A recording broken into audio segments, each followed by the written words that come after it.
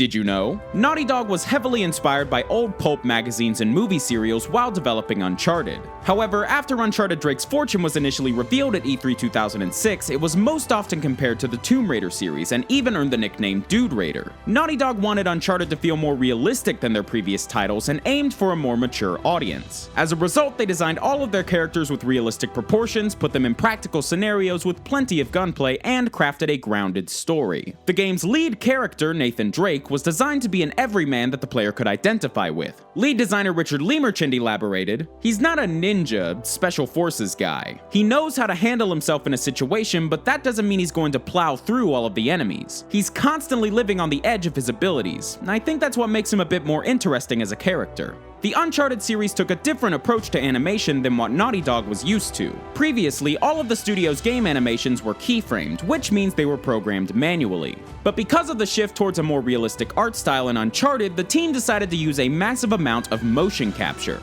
Most of the animators on the team came from a keyframing background and were initially reluctant to use the technology. Cinematics animation lead Josh Chur explained how the team warmed up to the idea. "What we came to realize is that doing realistic human animation via keyframing is a very difficult and time-consuming process, and something that simply wasn't feasible given our schedules and budgets. For example, during the production of Uncharted 2, the cinematics animators were expected to do 15 seconds of finished animation per week, including facial animation. A very doable goal when working on the stylized characters of the Jack series, but when you're dealing with realistic humans, if you don't get the animation right, it's going to take the player completely out of the experience." Regardless, all facial animations for the series were keyframed.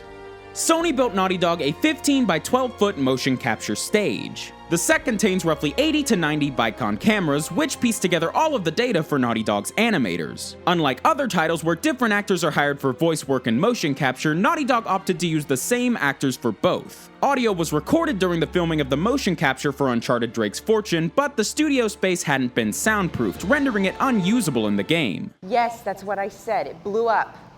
It sunk. No, that's why we have insurance, right? See those scorch marks? Uh-huh.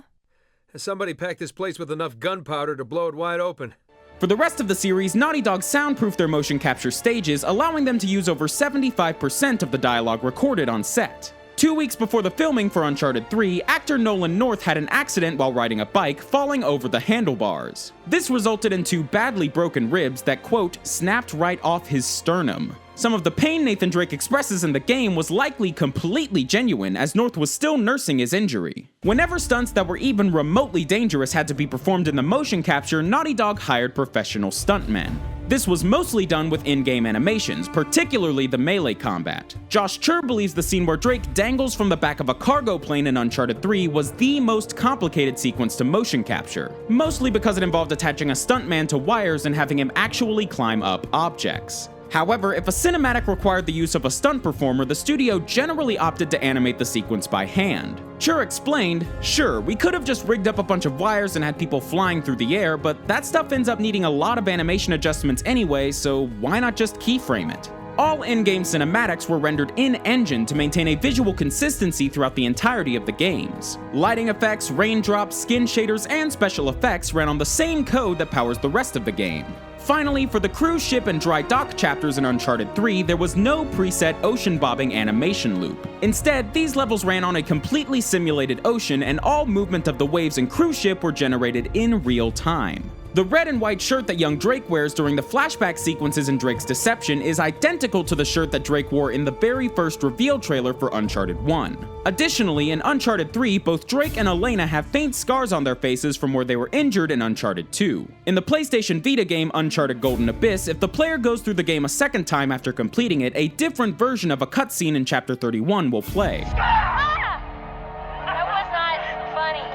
This is an outtake from the production of the game in which the actor portraying Esteban jumps out of his chair and scares the actor playing Marissa. The character of Charlie Cutter was originally intended to appear throughout the entirety of Uncharted 3. However, while filming the game, Cutter's actor Graham McTavish was cast in the Hobbit films, which required him to move to New Zealand for filming. This was the reason Cutter got injured midway through the game, requiring him to sit the rest of the adventure out. The Uncharted games have also made several allusions to other Naughty Dog games. The strange relic treasure that can be found in all of the Uncharted games is actually actually a precursor orb from the Jak and Daxter series. When the symbols on it are translated to English, they say Naughty Dog Madman. The wetsuits Drake and Elena wear in Uncharted 1 are made by the fictional company Ottsel. This is the name of the species that Daxter belongs to. The company's logo is also a stylized version of Daxter's face. And Sully's private aircraft is named Hog Wild, a reference to the Crash Bandicoot level of the same name. A Greek inscription appears in the background of Chapter 1 in Uncharted 2, where Nathan is sitting at a beach bar. The Greek writing says Politlas Dios Nathan. This can be translated to Much Enduring Divine Nathan, or even Great Sufferer Nathan. This is likely a reference to the ancient Greek epic known as Homer's Odyssey. In Book 5 of the Odyssey, the main character Odysseus is called Politlas Dios Odysseus, meaning Odysseus Great Sufferer. The allusion compares the suffering along Nathan's journey with the story of Odysseus, who was cursed to wander the sea for 10 years by Poseidon. But Naughty Dog weren't the only ones to sneak Easter eggs into the games. In Uncharted 2 and 3, Drake will occasionally say "Kitty got wet." Oh, Kitty got wet! The phrase was improvised by Nolan North and originates from a term used by his then 8-year-old son, Cooper. After beating his father in a game of Wii Sports Tennis, Cooper exclaimed, "Yeah, Kitty got wet," comparing how cats don't like getting wet to how people don't like losing. Don't forget to subscribe to DidYouKnowGaming, and if you want to learn even more about Uncharted, you can click on this link to check out my recap of the entire series so far. Fair bit of warning, the video does contain some spoilers, but if you're a fan of Uncharted, I highly recommend you check it out. But anyway, that's all we got for you this time, so thanks for watching, guys. DFTBA.